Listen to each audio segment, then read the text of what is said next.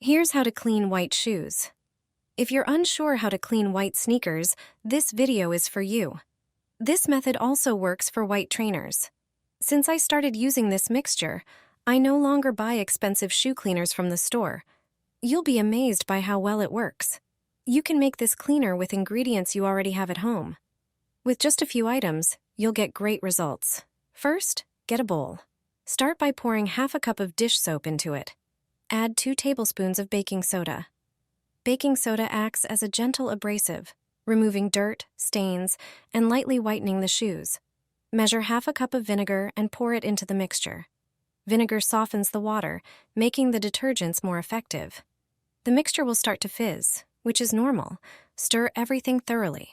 Finally, add 500 milliliters of water and mix it all again.